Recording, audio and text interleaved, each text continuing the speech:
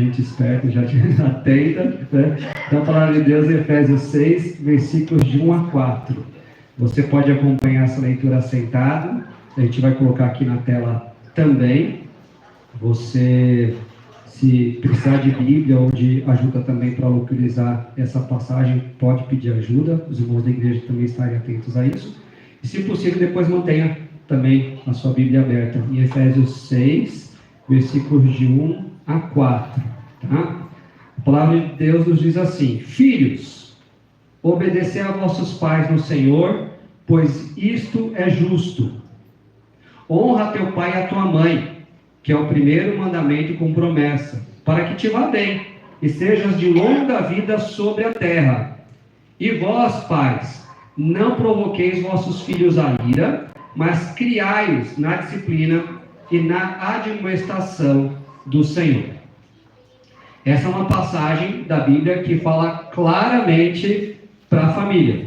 E aqui a nossa atenção, inclusive, para alguns princípios que a gente encontra na palavra de Deus como um todo, nesse texto de forma bastante especial, não só para a criação de filhos. Essas palavras estão diretas, assim, bem diretas, às vezes, para essa situação. Mas talvez você seja alguém que não tenha filhos, ou que os filhos já estão tão grandes que também já têm seus próprios filhos. De alguma forma, esses princípios também valem, seja para a relação entre marido e mulher, seja para aquela mãe ou para um pai que cuide sozinho dos seus filhos, diz respeito aos cunhados e às sogras também. Embora a nossa atenção esteja mais voltada para a criação de filhos, eu creio que é algo que Deus nos traz aqui e que diz algo tão bom, tão importante e tão necessário para os nossos lares, seja qual for a configuração.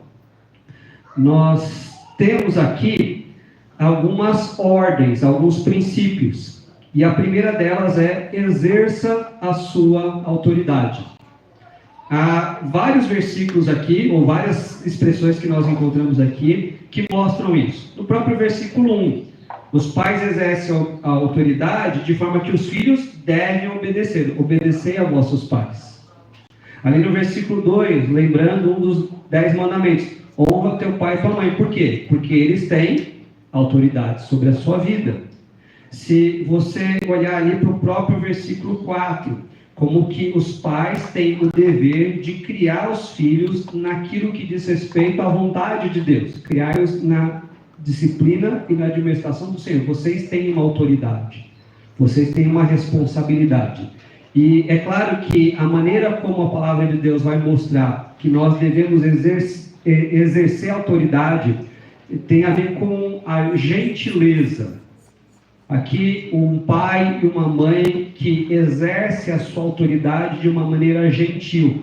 Por que esse cuidado na nossa afirmação? Porque, infelizmente, até por causa da nossa corrupção do pecado, quando a gente fala de autoridade, muitas vezes a gente já lembra de uma palavrinha que é um desvio, uma deterioração da palavra autoridade, que é autoritarismo. Quem manda aqui sou eu. Então, eu vou fazer valer aquilo que eu acho que a minha ideia, o meu querer, vocês estão aqui para me servir. Não, a autoridade que nós devemos exercer, seja no nosso lar, seja com os nossos filhos ou em outras situações, tem muito mais a ver com gentileza. De reconhecer que se nós temos ali um papel de liderança, é para que nós cuidemos das pessoas e para que nós honremos o nome do nosso Deus também. Além dessa autoridade que nós devemos exercer, precisar ser com gentileza, também é uma autoridade que é com serviço. Às vezes, na ideia de um mundo que está escravizado ao pecado, essas duas coisas não combinam dessa forma. Se eu tenho autoridade, eu tenho pessoas que estão ao meu serviço. Se eu mando em pessoas que vão me servir. Até a própria ideia popular de um rei é que ele tem toda a autoridade naquele local e que ele tem muitos servos para trabalhar por ele, para ele. E aí a gente não precisa pensar só no rei, porque a gente tem o Brasil, para usar de exemplo também, que tem muitas situações assim. Mas na palavra de Deus, e inclusive quando a gente vê a importância de nós exercermos a autoridade, nós estamos falando de servir. Inclusive de exercermos autoridade, servindo ao próximo, servindo ao nosso lar, servindo à nossa família, para que então os nossos filhos ou qualquer outra pessoa envolvida perceba essa bondade, essa grandeza, esse poder, essa autoridade suprema do próprio Deus. Então, exercer autoridade tem a ver com ajudar pessoas, muitas vezes inclusive dentro do nosso próprio lar, é reconhecer a Deus como a maior de todas as autoridades. A melhor maneira, ou uma das melhores maneiras de eu exercer a autoridade é mostrar quem é que de fato manda em todo o universo. De ajudar pessoas a se colocarem, mesmo quebrantadas, de joelhos, com o coração disposto a uma renovação diante do Senhor. Então, se vamos exercer autoridade nos nossos lares, em outros ambientes, com os nossos filhos ou com outras pessoas, nós devemos então também ter essa disposição de servir. Exercer a nossa autoridade também tem a ver com a própria evangelização. De novo, veja como é que o texto está mostrando isso. Eu uso a autoridade que Deus me deu na minha casa, ensinando o meu lar na disciplina e na administração do Heber Rodrigues Coelho. Não, é na disciplina e na administração do Senhor. Então eu tenho que apresentar quem? Para os meus filhos, para os meus familiares? O Senhor. E o que é apresentar o Senhor para as outras pessoas? É mostrar que Jesus Cristo é o Deus que se fez homem, que sabendo da nossa escravidão no pecado, veio nos libertar, nos dar uma nova vida. Ele morreu numa cruz, para que de graça nós recebamos uma nova vida. Então, não é autoridade em família, quando de repente a gente possa imaginar que ali os filhos fazem tudo que os pais mandam. Ou que os filhos, mesmo a esposa, aí a gente vai colocar o cunhado, a sogra, o irmão, até o papagaio, fazem tudo o que aquele pai de família ordena. Exercer autoridade é quando nós apresentamos Jesus Cristo e a necessidade, a própria oportunidade de salvação. Nós estaremos fazendo valer muito mais esse nosso papel de autoridade quando nós evangelizarmos mesmo aquelas pessoas que Deus colocou dentro do nosso lar. Exercer autoridade tem a ver com aquilo que a gente vê nessa passagem como um desses princípios, e tem a ver com viver de forma gentil, servindo o próximo e evangelizando, e nós temos o exemplo supremo do próprio Jesus Cristo fazendo isso. Ele que é a maior de todas as autoridades, que assumiu a postura de servo, certa vez lavou os pés dos seus discípulos. Quem que deveria estar preocupado e disposto a esse serviço humilde, humilhante e mal cheiroso? Mal cheiroso. Presta atenção.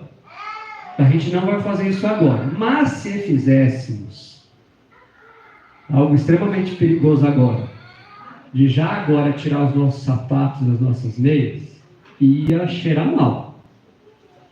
Eu sei que tem gente aqui com o pé bem perfumado, talvez gente que usou bastante talco, mas ia sobrar um cheiro desagradável da parte de alguns de nós. Mas nós não vivemos naquela época em que as pessoas andavam descalças pelas ruas empoeiradas de terra. Ou seja, era pior ainda.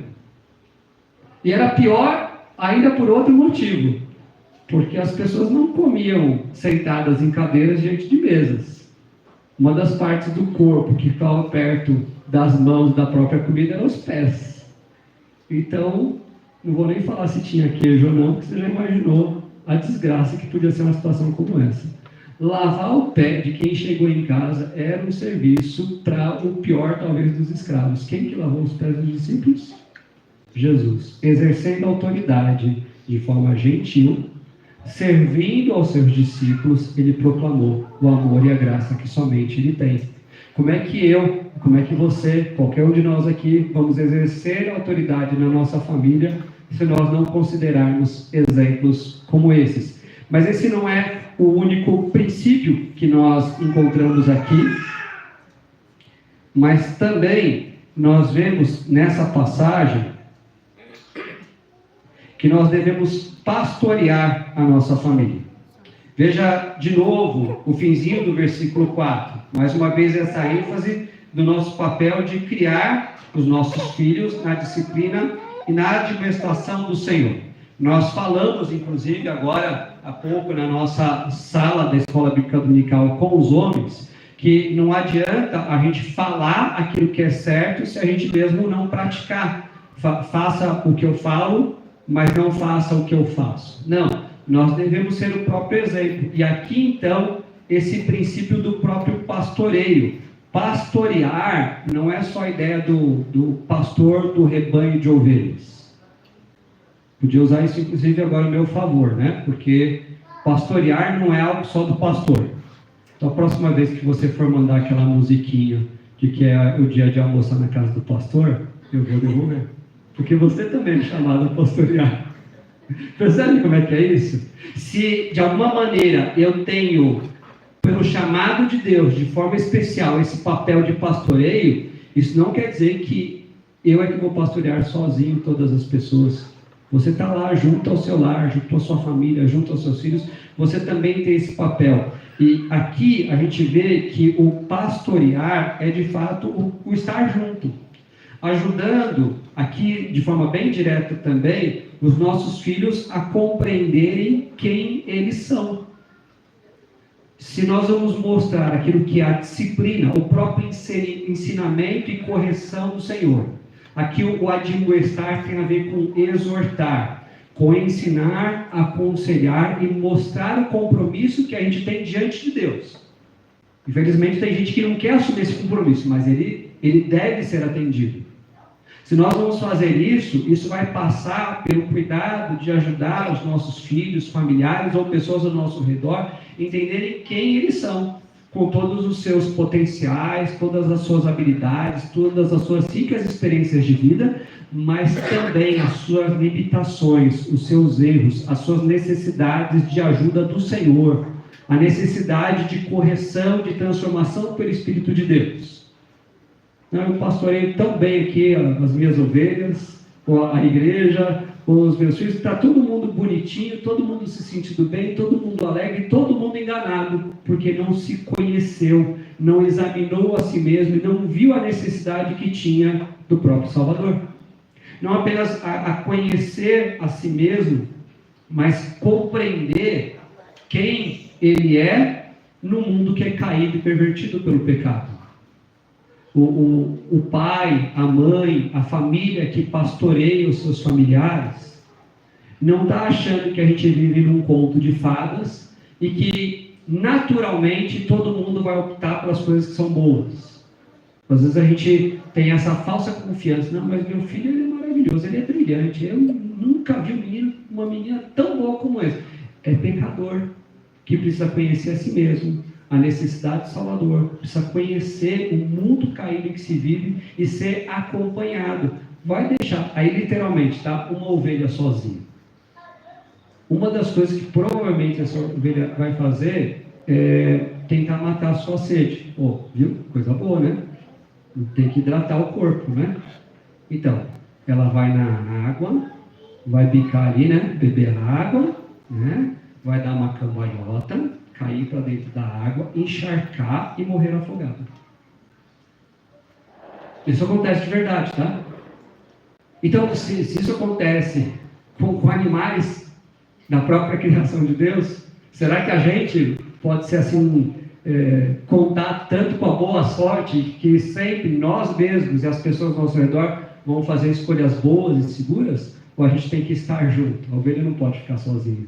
Nossos filhos não podem ficar sozinhos. As pessoas que Deus coloca ao nosso redor precisam do nosso pastoreio. Mas também a própria ajuda, então, para que nossos filhos e familiares confiem em Deus. Não é só que eles conheçam os seus limites e as suas necessidades, mas que eles depositem toda a sua confiança e toda a sua vida em Deus. Deus é a solução dos meus problemas. Deus é quem vai me ajudar nessas questões. É de ajudar, por exemplo, um filho a estudar bastante para passar numa prova que é assim, muito difícil, de uma competitividade muito grande, e esse filho fala assim, olha, eu estudei e eu perdi horas de descanso, eu perdi horas de sono para que eu pudesse fazer o meu melhor, mas se eu passar nessa prova é porque Deus me abençoou e não porque eu é que sou bom demais. Veja que falar de pastorear os nossos filhos, ensinando que eles devem confiar em Deus, às vezes pode ser só um discurso bonito. Se no dia a dia, na prática, eles não estão aprendendo e sendo acompanhados nesse processo de confiar mais e mais e mais e mais em Deus, então ficou só palavras vazias soltas ao vento. Só que como é que eles também vão fazer isso? Olha que eles veriam o pastor também confiando em Deus. Se nós somos chamados a pastorear o nosso lar, se nós entendemos que parte desse pastoreio é ensinar os nossos familiares a confiarem mais em Deus, então nós também devemos crescer nessa confiança no Senhor. Para pegar exemplo que às vezes é do dia a dia, dentro e até fora da igreja também. Assim, olha, alguém que está muito ansioso, muito preocupado, e a gente fala assim, fique calmo, confie no Senhor, todas as coisas cooperam por bem daqueles que amam a Deus. Só que a gente está desesperado contra a situação. Não, o pastorear é o estar junto. Então nós ajudamos nossos filhos, pessoas ao nosso redor, a compreenderem quem eles são, o mundo onde vivem, a confiança que eles devem ter diante de Deus, mas pastorear é caminhar junto. Não tem controle remoto para isso. Não, eu fico em casa, né? E só dando as direções e cada um que se vire. Acredito que eu já usei essa figura mais do que uma vez aqui, mas eu creio que é muito boa para a gente entender isso. A ideia é de a gente fazer uma viagem, uma peregrinação no deserto. E com um pouquinho de inteligência que a gente procura ter, antes de começar, a gente procura um mapa. E pode ser que ali, né, antes de começar, tem alguém lá que é um vendedor de mapas. Olha, vamos usar o mapa, né? Para a gente não se perder. Mas e se no passo seguinte, do lado ali daquele vendedor de mapas, tiver um guia do deserto? Você vai querer contar só com o mapa, ou você vai querer que o guia do deserto te acompanhe também? Pastorear é usar o mapa, a palavra de Deus, mas é caminhar junto. Então esse pastorear é crescer junto na leitura, na compreensão, na submissão à palavra de Deus. É caminhar junto numa vida de oração. É trazer, usando de novo a situação principal aqui, dos filhos, trazer os filhos para um momento de culto. Então, participar também desse culto, e poderia ser qualquer outra reunião da igreja, que esses filhos vão ficar admirados da maneira como a gente dá valor para isso. E eles vão aprender, vão ser pastoreados a fazerem o quê? A mesma coisa. Veja que não tem uma distância ou um patamar diferente. De verdade, até usando exemplo aqui real, concreto e do momento. Às vezes eu fico incomodado com esse degrau que a gente tem aqui. Eu espero que ninguém ache que porque eu estou no degrau acima, eu sou superior a vocês. Nesse sentido eu preferia estar aqui embaixo, mas eu sei que aí fica meio difícil para quem está mais longe. É só por uma questão prática de visão. Mas caminhar junto, todos nós precisamos fazer. Eu preciso te pastorear, eu fui chamado para isso, mas em alguma medida você também deve ajudar no pastoreio da minha vida. O que dizer então do nosso lar, da nossa família? De novo, exemplo supremo do próprio Jesus Cristo. Ele não guardou a distância da gente no céu, ele veio até nós. Viu como é que Natal não é só em dezembro?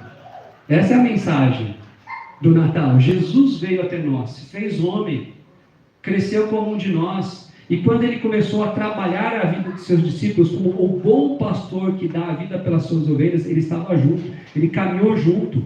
Falou, não, eu já dei todas as lições, agora vocês que te virem. Está aí, segue. Não, ele caminha junto.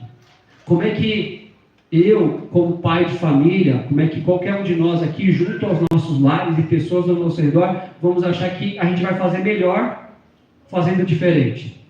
Nós somos pastores limitados. Abençoados por Deus, porque temos sido chamados a pastorear nossos lares. De forma muito, mas muito especial, aquele pai, aquela mãe que tem filhos debaixo do seu cuidado. Ou talvez você que tem um lar que ainda não conhece a Jesus Cristo, e é não só testemunho, mas pastor nesse sentido, de caminhar junto naquilo que é o caminho do Senhor, a disciplina e a admoestação do Senhor. Nós devemos exercer a nossa autoridade, nós devemos pastorear, mas nós também precisamos priorizar o Evangelho. E essa passagem também mostra isso, mas nesse momento, queria que você também desse atenção Como é que essa história chega aqui nesse ponto, no capítulo 6, versículo de 1 a 4? Se você voltar lá no capítulo 5, versículo 1, você vai ver assim: sede, pois, imitadores de Deus, como filhos amados. Andai em amor, como também Cristo nos amou e se entregou a si mesmo por nós, como oferta e sacrifício a Deus em aroma suave. Porque Deus nos amou e então mandou Jesus Cristo para se entregar a si mesmo em nosso favor, como uma oferta de sacrifício a Deus, é que agora nós podemos exercer autoridade, é agora que a gente pode pastorear a nossa família, e é assim que a gente também então vai priorizar o Evangelho. Aqui nós não temos princípios infalíveis para uma criação de filhos de sucesso, como se a gente não precisasse de Deus. Isso só é possível na medida em que nós mesmos desfrutamos de comunhão com Deus. E comunhão com Deus só é possível a partir do sacrifício que Jesus Cristo fez no nosso lugar. É claro que qualquer pessoa que olhar para princípios como esses e tentar fazer assim, vai fazer melhor do que muita gente, mas não vai alcançar o coração, não vai chegar naquilo que é principal. Apenas quando, de fato, Jesus Cristo é o Salvador da nossa vida, é que nós podemos atender a esses princípios. O que nós estamos vendo aqui é o resultado, a consequência, o fruto na vida de alguém que foi salvo por Jesus Cristo. Então, se você está aqui e você já foi alcançado por Jesus Cristo, saiba que a prioridade que você deve dar na sua família é em torno do Evangelho. Tá, e se você não foi alcançado por Jesus Cristo? Como é que faz? Ele é o Deus de amor que está presente aqui e mostrando essa maravilha para que hoje mesmo você seja resgatado do pecado e receba uma nova vida que apenas Ele pode dar, de graça, de perdão, de comunhão com Deus. Se até então não é possível você viver esses princípios, porque Jesus Cristo ainda não te salvou, clame por isso agora. E Ele de graça vai te dar uma nova vida. E louvado seja o Senhor por isso. Porque isso não depende desse lugar, desse momento, da minha fala. Não depende nem de você. E nem das circunstâncias que você esteja vivendo, boas ou ruins. Mas da própria graça amorosa do Senhor Jesus Cristo, mostrando que você pode cuidar bem da sua família e da sua própria vida, desde que, ou a partir do momento que, Jesus Cristo se torne o Salvador do seu coração, da sua vida. Creia nele. Reconheça o quanto você precisa dele. E clame por uma nova vida, um novo coração, por perdão e comunhão com o próprio Deus. Uma vez que isso seja realidade, então, na vida de cada um de nós vamos dar atenção, olha a prioridade, vamos dar atenção para a gravidade do pecado. Nossos filhos precisam saber como é que a situação econômica do nosso país é ruim. Nossos filhos precisam saber que a situação política do nosso país é ruim. Os nossos filhos podem saber que o time que a gente torce também está ruim. Nossos filhos podem saber que aquela viagem de férias que a gente tinha imaginado ficou ruim, que a gente não vai poder fazer. Mas se eles não souberem o quanto o pecado é grave, nós não teremos feito aquilo que é principal. É muito comum, lamentavelmente, que os nossos filhos estejam aprendendo muitas e muitas coisas que estão longe das verdadeiras prioridades da vida. Nós devemos ensinar e reconhecer em nós mesmos a gravidade, o quanto que o pecado é ruim, sério, maldito, destrutivo. Se vamos priorizar o Evangelho, essa é uma das coisas que nós vamos ensinar, lendo a Bíblia com eles, conversando sobre isso, mas usando das situações do dia a dia para mostrar isso. Não apenas a gravidade do pecado, mas também a atenção que nós vamos dar à necessidade de uma mudança interior. Então eu vou conversar com os meus filhos, que hoje a gente vai em um determinado lugar, e a gente tem que se arrumar direitinho, tem que pentear bem o cabelo, tem que se comportar, vai seguir ali os protocolos e tudo mais, e todo mundo vai elogiar que a gente é uma família muito bonita, vai tirar uma foto que vai ficar ali junto da televisão, todo mundo que diz, que família bonita e tal, e a gente é bonito, a gente é educado, a gente é inteligente, a gente é gentil, mas a gente é podre por dentro, e ninguém se importa. Não. A gente deve mostrar a necessidade da mudança interior. A gente aqui tem que ter alguma preocupação com a aparência, com o comportamento, mas isso está longe de ser prioridade quando a gente olha a necessidade na mudança interior.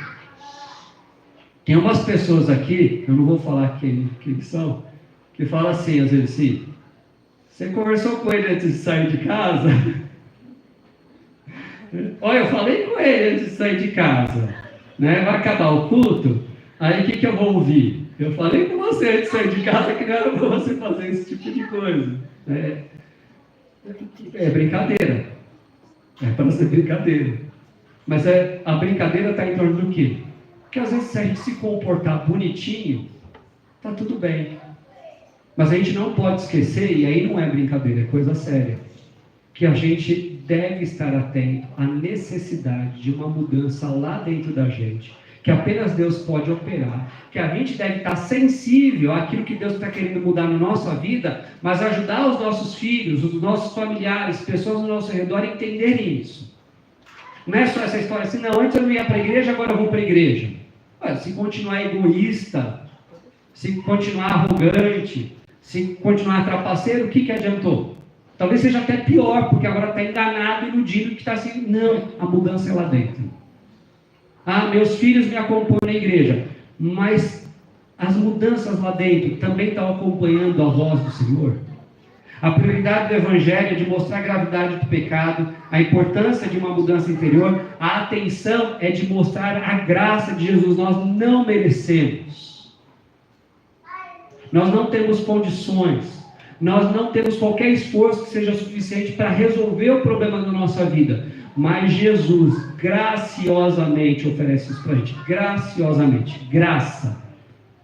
Graça é aquilo que é de graça. É gratuito, sem um pagamento da nossa parte. Jesus pagou o preço para que de graça nós tenhamos vida. Essa graça de Jesus, que é gratuita, é uma graça que é bonito, que é algo belo. Viu ali, aquele bebezinho hoje, como é que está uma graça, não é? Percebe isso? Às vezes a gente usa a palavra graça para referir aquilo que é belo. O que Jesus faz na nossa vida? É algo que é extraordinariamente bonito. Ele faz gratuitamente, com uma beleza incomparável, mas também com uma alegria que é de tirar o fôlego. Hoje você está cheio de graça, não é? Não é assim que a gente fala também? A graça de Jesus tem a ver com aquilo que nós não pagamos, que é belo e que é com a alegria do próprio céu, do dia em que o pecador se arrepende. Então, quando nós ensinamos, dando prioridade ao Evangelho, nós estamos falando disso que gratuitamente Jesus fez por nós de forma tão bela e tão alegre. Aí é a prioridade que a gente deve dar dia a dia, seja quando a gente está sentado ensinando, ou andando pelo caminho, como a própria palavra de Deus diz, é dia a dia, é momento a momento. O menino chegou lá em casa e falou assim, olha, hoje eu ganhei isso aqui, mas o que você fez para ganhar esse presente? Não fiz nada. Olha que legal, você agradeceu? Regras de comportamento, você agradeceu? Agradeceu, tchau e beijo. Não, olha o desperdício, olha como é que o Evangelho deixou de ser prioridade. Qual que é a oportunidade que Deus está dando nesse momento? Olha só, você ganhou isso de graça, mas o que Jesus te oferece é de graça e é muito maior e muito melhor que você também não merece. É de você ter a regrinha do comportamento ao estilo Super Nani, que se você fizer conforme o combinado, você ganha um prêmio. E um dia, o seu filho não fazer conforme o combinado e você dá o prêmio também. Por quê? Porque isso é graça, não é merecimento. Tem gente se gabando de saber ensinar boas regras de educação para os seus filhos de acordo com o merecimento. Como é que a gente vai priorizar o Evangelho se a gente não valorizar a graça de Jesus? Mas põe lá o menino e a menina para varrer o chão, para lavar a louça e tudo mais. Foi você que comentou, né, Giovana, de alguém que se o filho lavava a louça, Aí ele ganhava.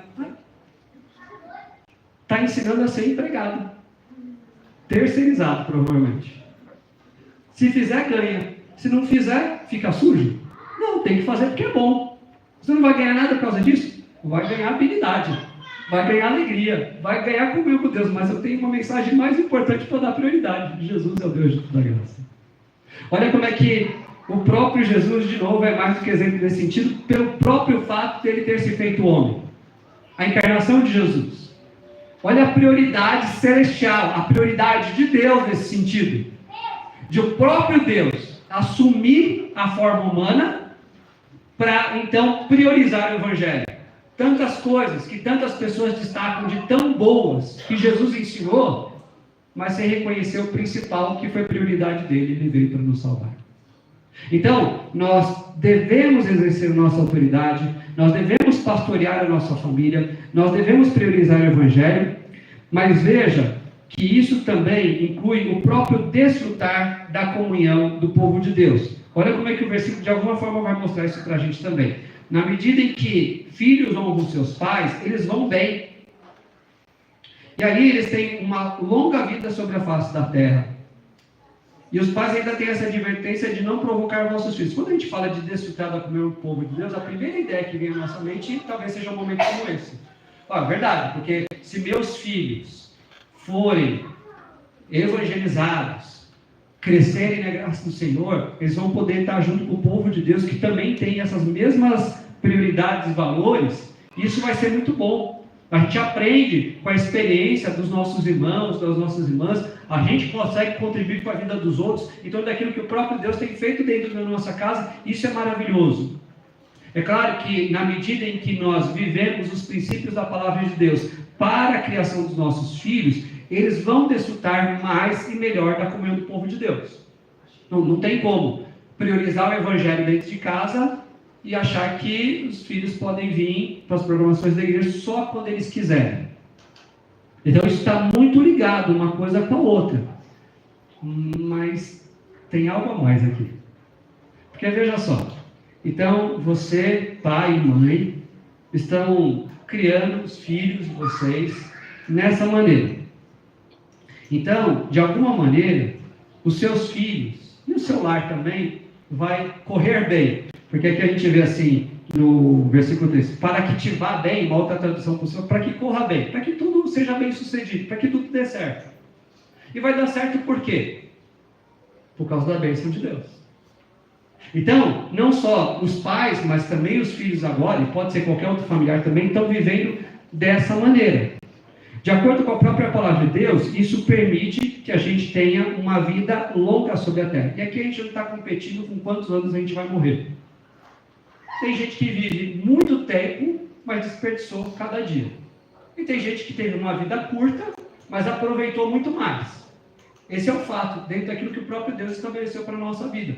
Nós também começamos a fazer esse destaque, a gente vai chegar aí no mês de agosto, mês de aniversário da Igreja Presbiteriana do Brasil, que foi iniciado com o missionário pastor Simon, que morreu com 34 anos. Qual que foi uma das coisas que ele fez? Ele começou a Igreja Presbiteriana do Brasil. Longa vida, com poucos anos. Percebe isso? Ele teria inúmeros outros exemplos para mostrar sobre isso. Só que, então veja só. Se eu, como pai de família, estou valorizando isso na vida dos meus filhos, eles vão correr bem e aproveitar bem a vida, a gente vai ter dessa comunhão de povo de Deus dentro de casa. Então está ali o pai ou a mãe ensinando o filho algo acerca da palavra de Deus.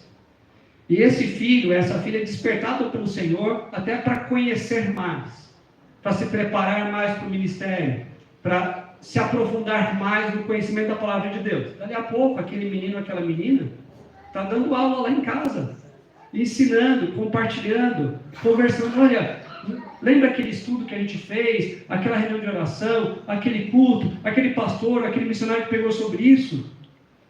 E a gente podia estar falando sobre um monte de passeios, brinquedos e McLanches felizes, mas a gente está falando do quê? Palavra de Deus. E então, dentro de casa, a gente está vivendo na comunhão do povo de Deus. Agora não é tanto se o pai ou a mãe é que estão ensinando, mas como família, nós estamos juntos aos pés de Jesus. Olha aqui, consegue perceber a riqueza disso? De talvez aquela pessoa a quem você ensinou na fé é quem está sendo usado por Deus para a tua edificação nesse momento, dentro ou fora de casa. Da gente poder olhar para momentos grandiosos como esses agora e saber que a gente pode viver isso tão mais frequentemente, dia a dia, com os nossos familiares.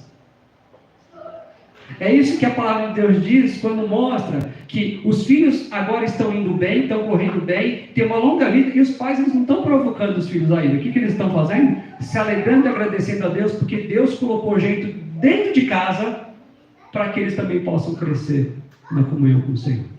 De novo, Jesus sempre melhor dos exemplos. Quando Jesus então ele olha para os seus discípulos e diz: eu já não vou chamar vocês de servos, mas de amigos. Olha só, consegue ouvir Jesus falando isso para você? Você e eu sermos considerados amigos de Jesus é muita honra, né? Olha quem que nós somos, olha quem Jesus é.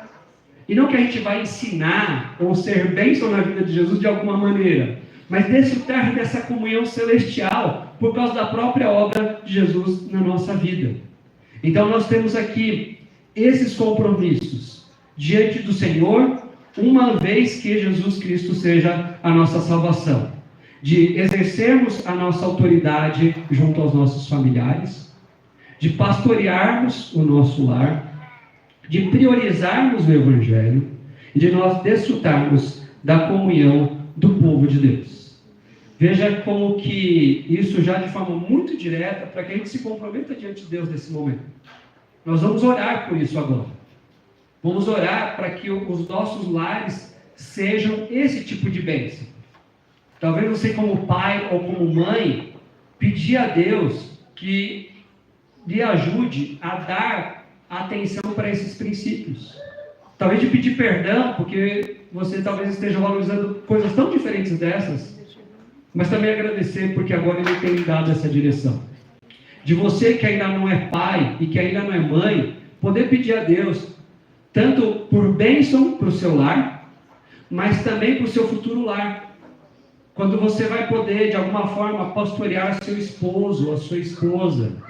Quando você vai priorizar o Evangelho de tal maneira que quando seus filhos nascerem, eles vão ser consagrados diante do Senhor também. De hoje desfrutar de comunhão do povo de Deus dentro da sua família, mas desejar isso mais e mais com os outros parentes e com aqueles que Deus ainda vai trazer junto para dentro da sua casa. E nós vamos orar por isso, também pedindo a Deus que traga graça e salvação àqueles que ainda estão presos ao pecado e necessitando dessa graça, tão maravilhosa graça, que é apenas a de Jesus. Vamos fechar nossos olhos, vamos baixar nossas cabeças, vamos falar ao Senhor, agradecendo a Deus pela nossa família, pedindo também pelo fortalecimento do Senhor em cada um dos nossos lares.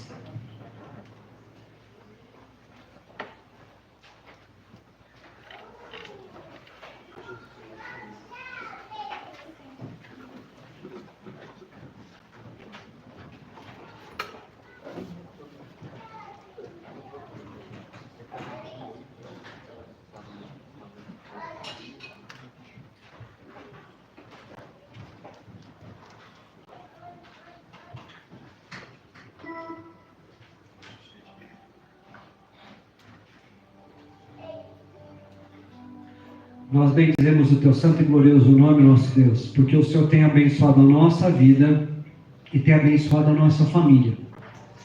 Nós muitas vezes passamos por momentos muito difíceis, muito desafiadores, temos que enfrentar às vezes tragédias, perdas, tristezas, lutos. Muitas vezes nós agimos de uma forma que desagrada ao Senhor e que prejudica não apenas o nosso relacionamento contigo, mas até com alguém lá de casa ou com algum outro parente. E a gente lamenta por isso, pedindo por paz, por bênção do Senhor sobre o nosso coração e sobre os nossos familiares.